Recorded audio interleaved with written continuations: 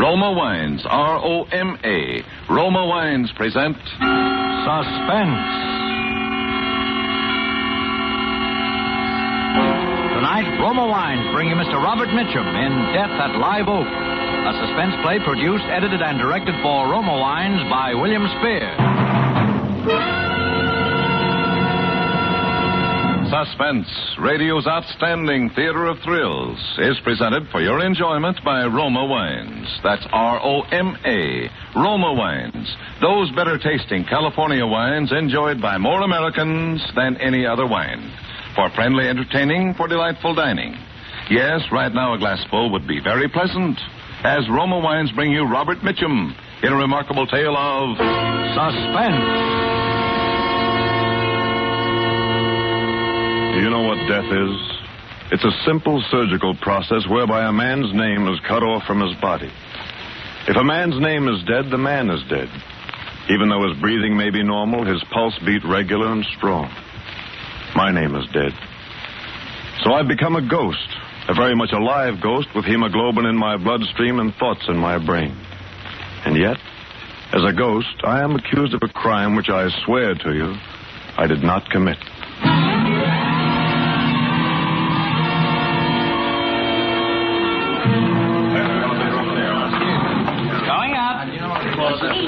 Name your floors, please. Seven, please, seven. Thank I you. had just finished a rather harrowing day with my attorney, and I wanted a few moments' relaxation at the Sky Room before driving home to Palo Alto. As I stood in the elevator, I was conscious of someone staring at me. A girl, wearing an orchid which had been completely crushed against the shoulder of her mink coat. She was young, early 20s, I'd say, a sort of face which I find peculiarly attractive. Lean, tanned. She stood perhaps 3 feet away from me in the elevator. Her eyes stared steadily into mine. I glanced away, then looked back again. She was still staring at me.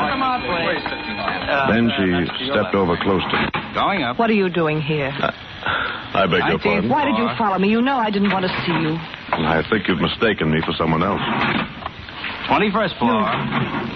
You're Rex Melville. No, my name is Sutherland. Oh, I'm so sorry. You look exactly like... Oh, please, forgive me. This is your floor, ma'am. Oh, thank you. Good night, Mr. Sutherland. Good night. Sky room, sir? Yes, the Sky Room. Thank you, sir.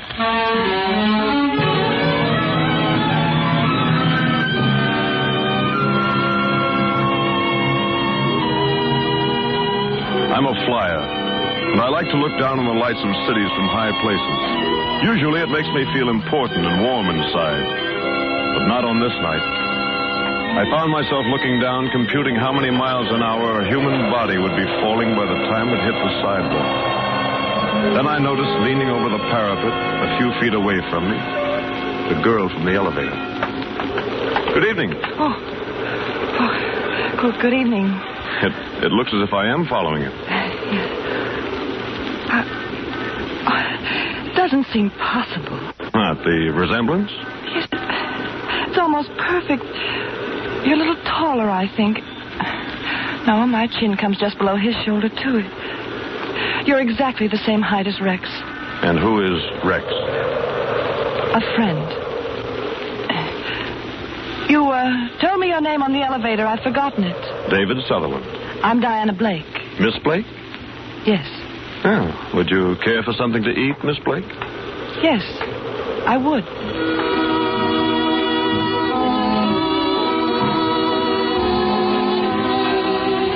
We had a rare bit, I think, and we talked about the customary subjects with the expected flippancy. She was beautiful by every standard except the Flemish. There was a thrilling compactness about her. My mind floated through all sorts of conjectures. But Miss Blake bolted me back to reality. I lied to you. What? My name isn't Diana Blake. It's Mrs. Melville. Rex is not a friend. He's my husband. Oh, somewhat more than a friend. In this case, somewhat less. It's so incredible. So utterly incredible to sit across the table from someone who looks exactly like my husband and have a good time. Oh, better leave. He might find us here. Of course. Philip? Yes, Monsieur Sutherland. Check, please. May I see you home? Oh, it's not necessary. I have a suite here in the hotel. Here is the check, sir. I'll sign it. May I borrow your pencil, Philip? I'm deeply sorry, Monsieur Sutherland. What? I've been asked to tell you that... Now, look, I've been signing checks at the Sky Room for 5 years. Yes, monsieur, but the accounting Please, department... don't hate me if I pay it. Oh, no, I couldn't possibly You allow... will find, David, that I am a woman of extremes. I've either a great deal or nothing. Right now, the only thing I have a great deal of is money. Philippe. Thank you, madame. Don't be angry, please. It's a small price for saving my life. Saving you? When you spoke to me out there on the parapet, I was getting ready to commit suicide.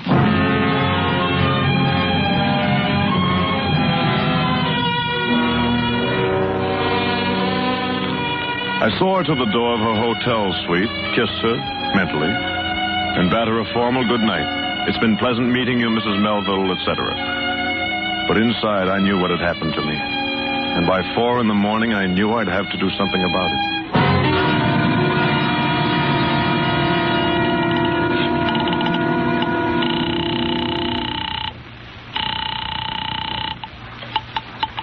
Market 500. I'd like to speak with Mrs. Melville. One moment, please. I'm sorry, sir. There is no Mrs. Melville registered here. Operator, how about a Miss Blake? Diana Blake? I'm ringing Miss Blake's apartment. Thank you.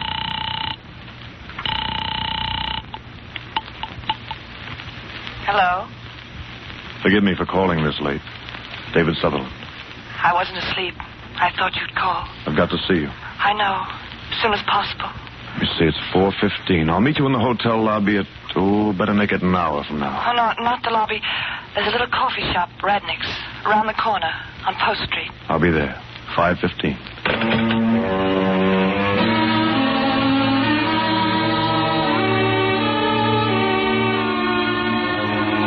It was just growing light as I drove up the Bay Shore. Practically no traffic. I got to Radnick's in about, 40 minutes. She was there waiting for me.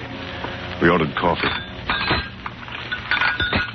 Anything else? Eggs, toast? No, I'm not hungry. Do you know what I want to talk with you about? I think I know. There are a few things we have to get clear.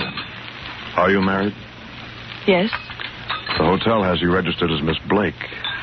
I've been separated from Rex for 3 years. I met him in Buenos Aires. We were married. Didn't work, so I left him. No divorce? I hate scandal. Nobody knew I'd been married. It was foolish, but I came back here and became Diana Blake again. And he dropped out of your life? Until last week. Just showed up out of nowhere. Seems he suddenly needs money, and a wealthy wife's a handy thing to have. Can't you buy him off? It doesn't stop there.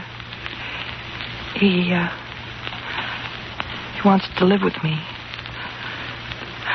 I can't stand being in the same room with him. And he looks exactly like me. That's why I married him. He's very attractive. His appearance... But... He's not a human being. And you'd rather kill yourself than live with him? Yes. Now listen to me. Raise your head. Listen to me. Yes? I'd rather die than go through what I have to do this week. You know the firm of Sutherland & Sons? The importers? I used to have a third interest in the company. But there have been some cagey stock manipulations by my dear cousins. I wound up with a safe deposit box full of waste paper. I may have to go through bankruptcy. Oh, I'm sorry. Now, look. We both considered suicide. That's no good. Oh. But what would happen if we both became... Husband and wife? Yes. What will happen to Rex? Rex is going to become the late David Sutherland. Oh, no. Now, look, I've thought it all out. I have some property up in the High Sierra, a summer house called Live Oak. The only way to get there is by air. The place has been advertised for sale. Now, suppose you told Rex you were interested in buying Live Oak. Could you ask him to fly up with me in my plane? Well, he likes to fly, but he might be suspicious. You can make it sound logical. Tell him you want to try to make a go of your marriage. Live Oak seems to be an ideal place for a second honeymoon. Yes, I'll try. Does he have any friends in San Francisco? None that I know of. He's lived in Argentina for years. Oh, one thing, his voice. It's a little higher pitched than yours, and he speaks more precisely. I can get by. What accounts does he have here? Bank accounts? doesn't have any, using traveler's checks and the money I've had to give him. Will he stay with you tonight? If I let him. Good. That'll give me a chance to go through his hotel room. Where's he staying? The Park Row. Room? I don't... Oh, yes, 518. 518. Now, tonight, Diana, you tell him about Live Oak. Say I'm a real estate broker and make some remark about the resemblance. Yeah, all right. Tell him that tomorrow night is the only time I can fly him up to the summer house. I'll meet him at the Palo Alto airport at 9 o'clock. In the evening? The air is smoother at night. Can you land at Live Oak after dark? No, Diana. But Mr. Melville will never land anywhere alive.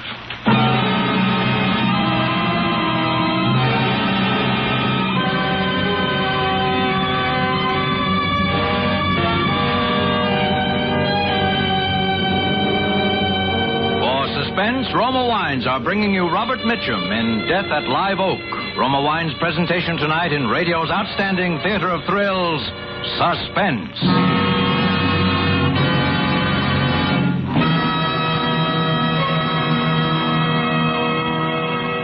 Between the acts of Suspense, this is Truman Bradley for Roma Wines. When you share Roma wine with family or friends, you enjoy fuller bouquet, richer body, and better taste.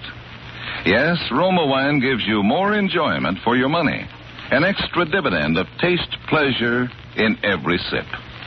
To make absolutely sure that Roma wines taste better, Roma selects from California's choicest grapes. Then, with centuries-old skill and wine-making resources unmatched in America, Roma master vintners guide this grape treasure unhurriedly to tempting taste perfection. These choice wines are placed with mellow Roma wines of years before. And from these reserves, the world's greatest reserves of fine wines, Roma later selects for your pleasure. Tomorrow night with dinner, enjoy the superiority, the better taste of Roma California Burgundy or Sauterne. Discover for yourself why more Americans enjoy Roma than any other wine. That's R-O-M-A, Roma. Your best buy in good taste. And now, Roma Wines bring back to our Hollywood soundstage Robert Mitchum as David Sutherland, with Mary Jane Croft as Diana Blake in Death at Live Oak, a tale well calculated to keep you in suspense.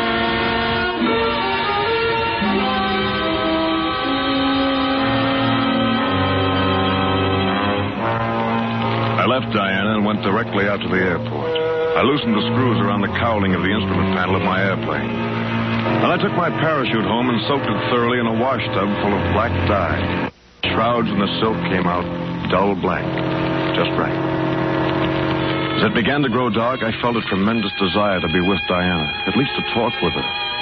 I realized how much she was coming to mean to me, but I stifled my urge to call her. If I could be apart from Diana this one night, I could be with her the rest of my life. I drove back into San Francisco to the Park Row Hotel. As I walked in, I turned my hat brim down in the way Diana had told me Rex Melville wore his. I prepared to speak more precisely to try out my impersonation of the man I was about to murder. Good evening, Mr. Melville. Good evening. May I have the key to 518, please? Certainly, Mr. Melville. You weren't gone very long, sir? No, not long. Is there any mail in my box? Well, I just gave you your mail, sir, when you went out. Oh, of course. I'd forgotten. Thank you.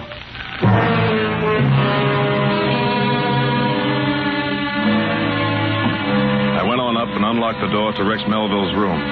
Empty. And in a rather slovenly state of disorder. I made it a point to touch everything in the room, the light switches, the water faucets, the drawer handles. I wanted to leave plenty of my fingerprints in case I should need to prove later on that I, the future Rex Melville, had occupied this room. Then I left. But I didn't go back to Palo Alto. I just walked the streets of San Francisco until dawn.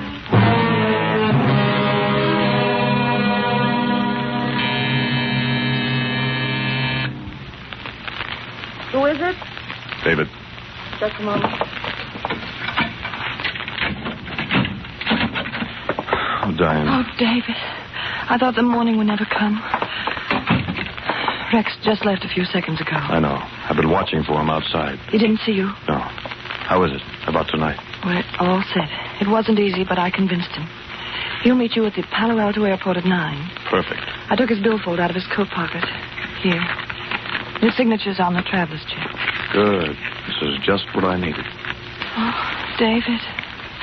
When will it be over? Before midnight. I'll be back with you by this time tomorrow morning. Be careful. Do you know something? I've never kissed you. Oh, my darling.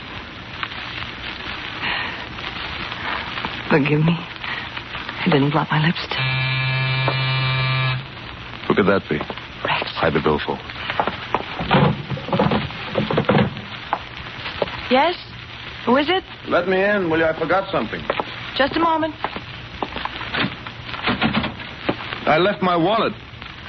Well, hello. This is the real estate man I told you about. My name is Sutherland. You're right, honey. He's a dead ringer for me. Yes. I understand we're taking a little trip tonight. Yeah, say, you make your business calls pretty early in the morning, don't you, Mr. Sutherland? He stopped in to find out about tonight. I was just leaving. Good. What about the wallet, honey? It's not here. You sure? If I find it, I'll call you. All right. Say, why don't we ride down in the elevator together, Mr. Sutherland? You can tell me something about this place at Live Oak. Oh, but Rex... I'll be glad to. Goodbye, Mrs. Melville. I'll see you later, honey. Goodbye.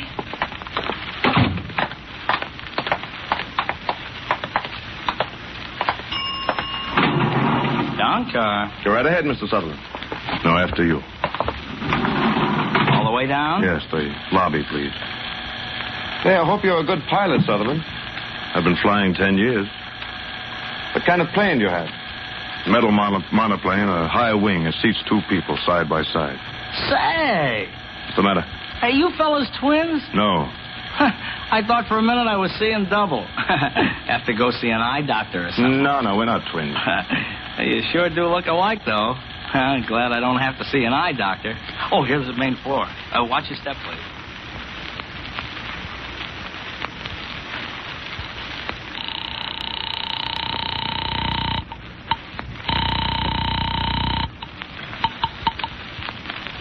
Hello? Hello, Diana. Yes. Listen, we're in bad trouble. What's wrong? The elevator boy. He noticed how much we look alike. Which car was it? The end elevator, the one nearest your door. I can take care of it, David. Don't worry.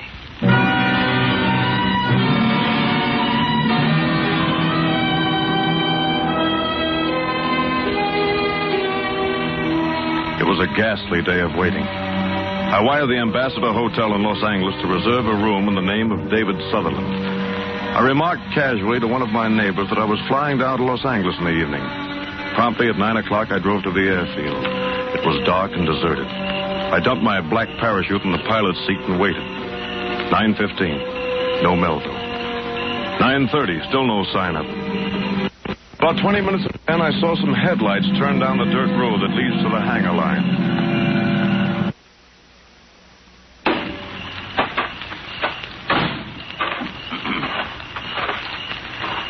Is that you, Sutherland? I've been waiting for you. Well, I'm sorry to be late. I was delayed in town. You all set to go? All set.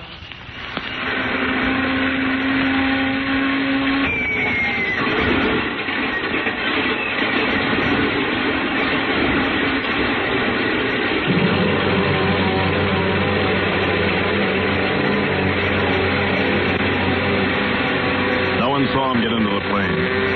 The airport isn't normally equipped for night operations. I didn't waste much time warming up the engine. This would be the last takeoff for my ship, so it didn't make much difference. I gave a full throttle roar down the asphalt runway and banked sharply out over the bay.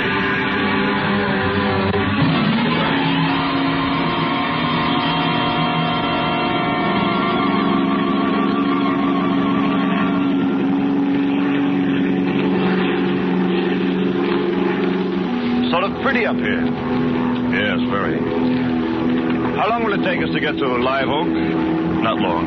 Excuse me, I have to make a radio call.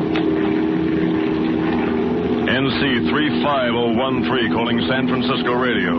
I wish to file a flight plan. Over. NC 35013. This is San Francisco Radio. Go ahead with flight plan. This is NC 35013 over Mountain View at 1500. Pilot Sutherland, airspeed 145, fuel supply 3 hours. CFR, destination Los Angeles Municipal.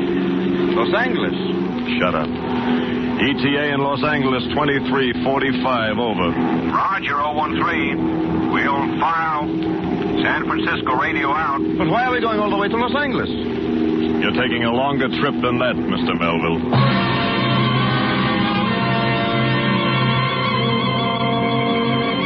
I grasped the loose cowling from my instrument panel and swung it squarely against his head. He fell forward against the seatbelt. There was no blood.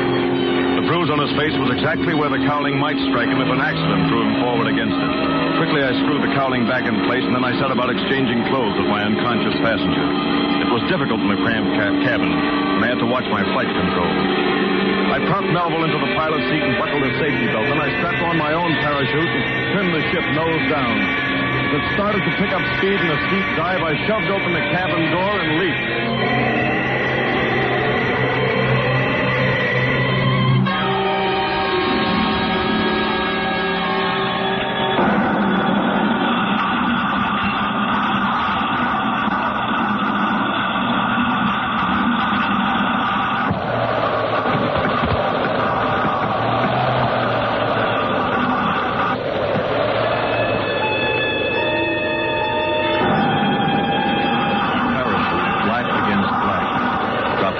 Into a meadow a few hundred yards from my burning ship. The wreckage was complete. I pulled in the chute, wadded it up, and tossed it onto my funeral pyre. Sleep well, Mr. David Sutherland.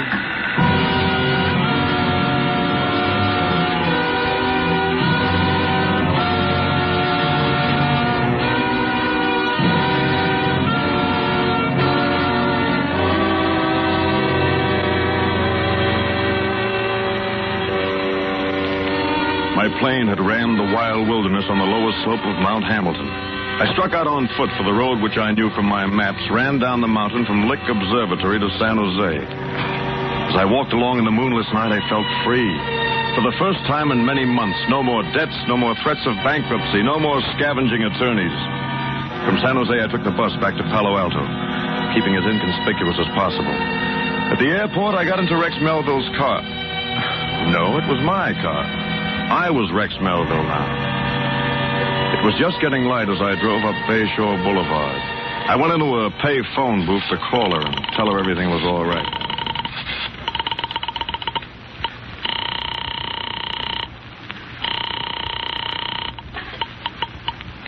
Market 0500. Miss Blake's apartment, please. Miss Blake? Diana Blake. One moment, sir. I'm ringing Miss Blake's apartment. Hello? Hello?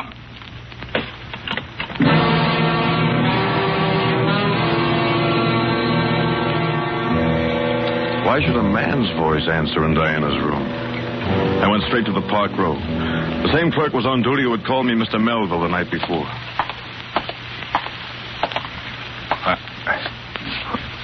Good morning, sir. Good morning. The key to 518, please. Yes. Yes, Mr. Melville.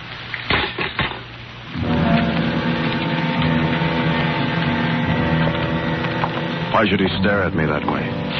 Everything had gone according to plan. What had I done wrong? Hello.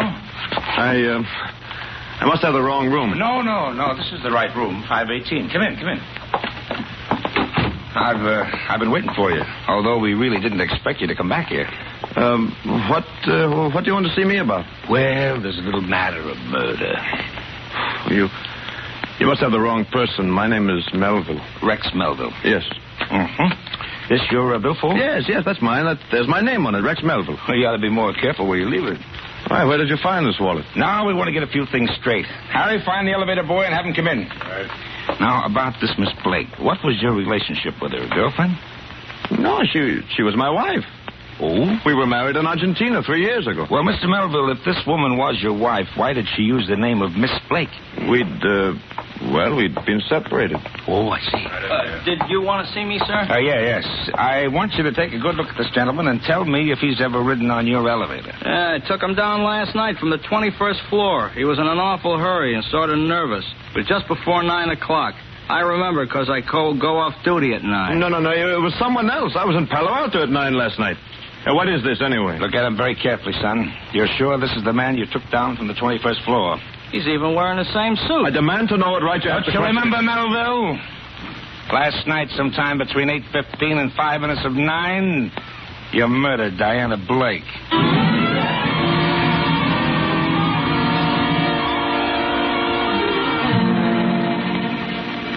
I don't remember the next hour at all. But I heard myself saying, there's another man. He looks exactly like me. He must have killed him. Oh, a sort of Mr. Hyde character? No, another person. Elevator boy, you saw us together in your car yesterday morning. I don't remember. Now, think. You asked if we were twins, and you said something about going to an eye doctor, remember? No, I don't remember. He's lying. Diana bribed him not to tell. Why should she have bribed him? Because I'm not Rex Melville. My name is David Sutherland. I live at 18016 Willow Road, Palo Alto. I didn't kill her, I tell you. I loved her. David Sutherland was killed last night in an airplane crash on Mount Hamilton. No, it was Melville who died. Sutherland radioed a flight plan at 9:55 for Los Angeles. He had a reservation at the Los Angeles hotel for last night. He never got there. I'm Sutherland. I jumped in a black parachute. Melville, the murderer, he's the one who died. Why are your fingerprints on every doorknob and every water faucet of Rex Melville's room in the hotel here? I didn't kill Diana Blake. I loved her. You've been separated from her for 3 years. You're the murderer. I'm a murderer, yes. I killed Rex Melville. But not Diana. I didn't kill Diana.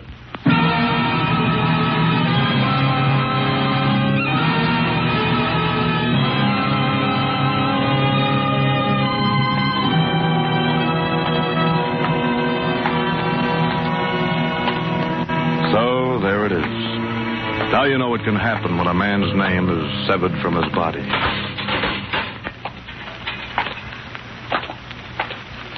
And in a few more moments, I shall know what happens when a man's body is severed from his soul.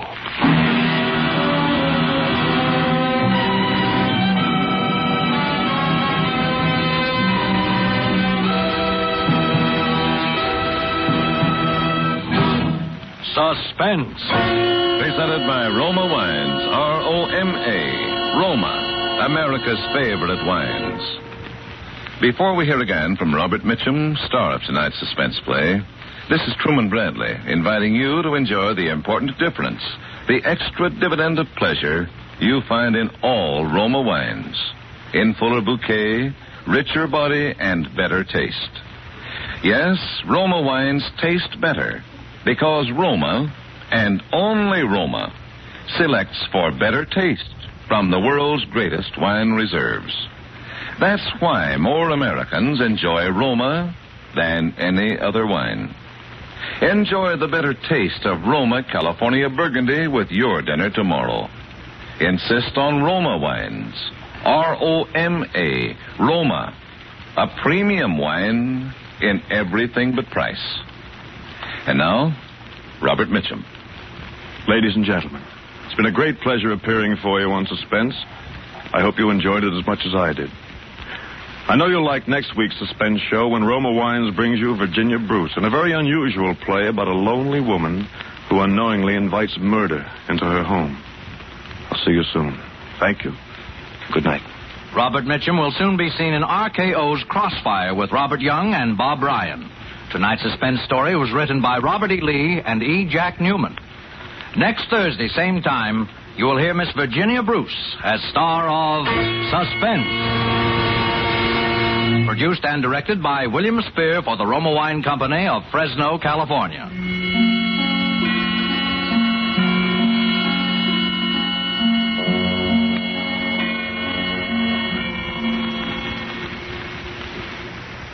For the finest in sherries, remember this name. C-R-E-S-T-A, B-L-A-N-C-A. Cresta Blanca. Cresta Blanca. Yes, the famous California sherries of Cresta Blanca are among the great sherries of the world. And Cresta Blanca has created a sherry for every occasion, for every taste. Ask your wine dealer. Discover the ideal Cresta Blanca sherry for you. Shenley's Cresta Blanca Wine Company, Livermore, California. Tune in again next Thursday, same time, for Suspense. This is CBS, the Columbia Broadcasting System.